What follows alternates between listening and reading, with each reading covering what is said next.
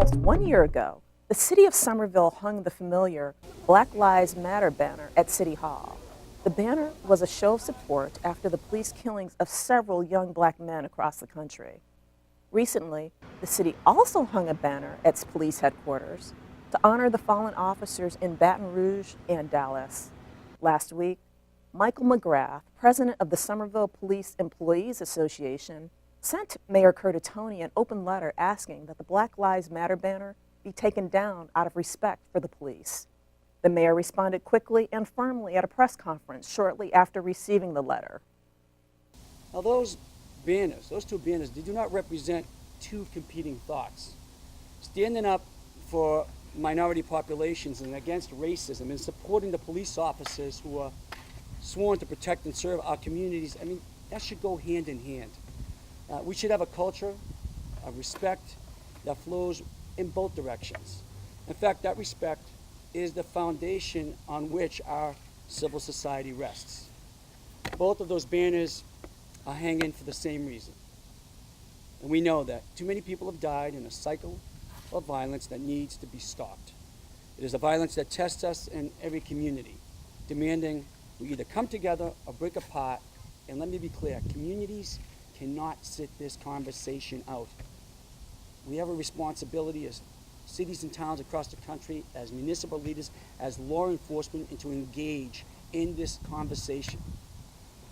This week, a Somerville police officer, as you know, the head of the Somerville Patrolmen's Association, penned a letter insisting that we take down the Black Lives Matter banner, essentially asking our city to pick a side. Let me be clear, that banner will not come down. Afterwards, I've received an overwhelming response from the people in this community thanking me for continuing to hang the banner along with the one at our police headquarters.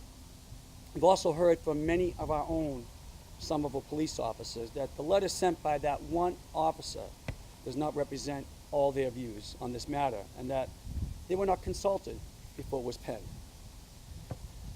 What our residents and officers have made clear is they reject the notion that there are sides to pick here, and that we can actually stand together for the principle that every person who leaves their home and every officer who heads out to do their job should return safely. And that is where I think we agree most people stand. And that is why both banners will remain. Both of those banners are hanging for the same reason. As I said, too much violence, too many people have died, and it has to stop. On Thursday, two groups held rallies in Somerville to support their views on the subject. Our reporter Shelley Shue brings us this story. Late afternoon rallies at Union Square and Somerville City Hall attracted hundreds of people. Each rally had its own feel, but what they had in common was that they both were sponsored by outside organizations. Local leaders attended both rallies and spoke up for bringing the conversation back to Somerville. Ben and Valia joined several other community activists at the police union rally. Their goal was to open up conversation between the community and the protesters. Well, I think it's interesting that we've had protests.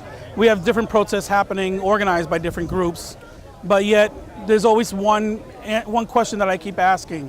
Where are the minority leaders in all this? Where are the Somerville minority leaders in this? What are their demands? We have, a union that's not from Somerville and the New England Police Union that held their rally here.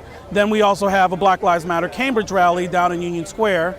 But yet at the end of the day, everyone wants to talk about different things, but yet nobody's asked, what do minorities in the city of Somerville want? Ward 1 Alderman Matt McLaughlin spoke at the Black Lives Matter rally.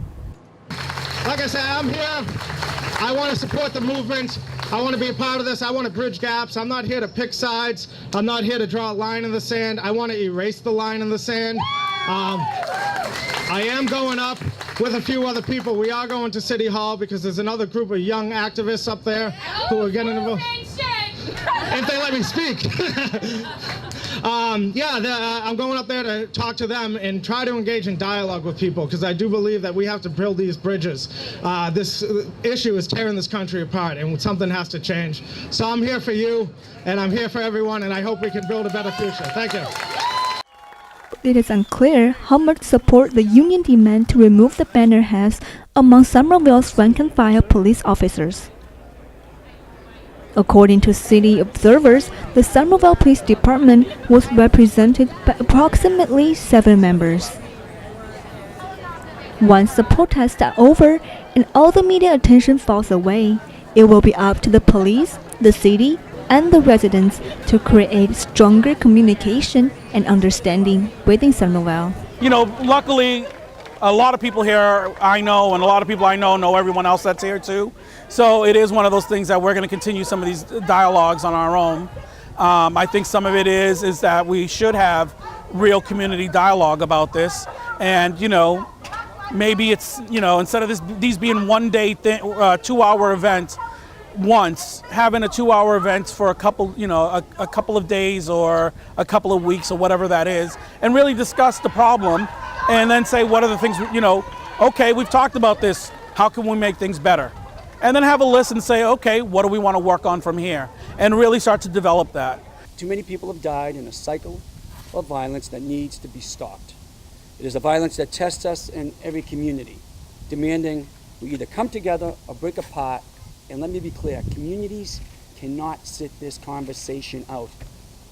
We have a responsibility as cities and towns across the country, as municipal leaders, as law enforcement, and to engage in this conversation.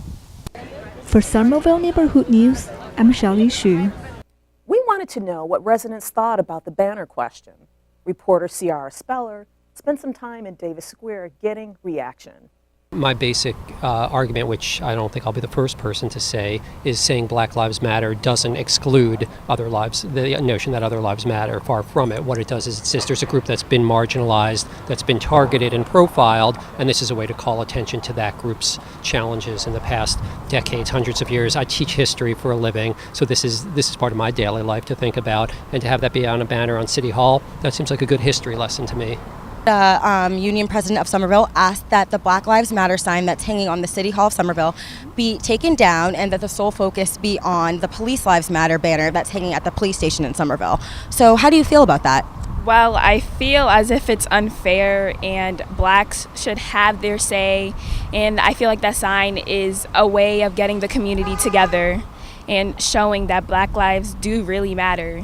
And so I don't think it's right that they want to take it down. I am a very dedicated faculty member at UMass Boston, and one of the things this makes me think of is how ridiculous it would be to say that advocating for some of my students means that I don't care about all of them. There's like a certain illogic there that I really hope we can move past. I think that people are not really understanding the reason for the movement and the reason for the hashtags and the uprise and the attention. I think it's I don't think there's anybody who is pro Black Lives Matter who is anti-police. I don't think that's what is kind of being connoted by that sign. So I mean, I'm glad that the sign's staying up. I think it's the right move to do. I think it's frustrating that we're even having to have the discussion. I think that we should be able to hang both signs. I don't think hanging the Black Lives Matter sign should take away from the Police Lives Matter sign. All the lives matter. I don't feel like, I don't think that if I were the union chief, I would have asked that. I definitely think both banners should be able to be hung. I mean, it's a free country, right?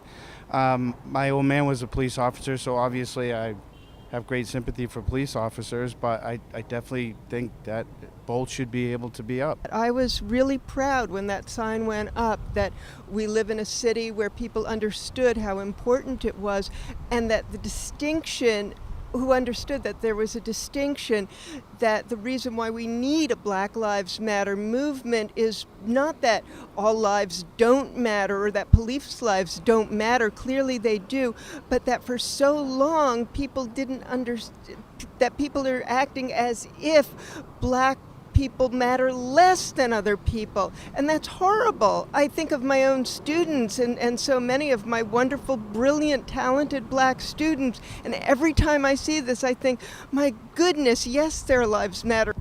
Both Mayor Curtatone and Police Chief Allen are supporting both movements, and for right now, the two signs will remain. With Somerville Neighborhood News, I'm Ciara Speller.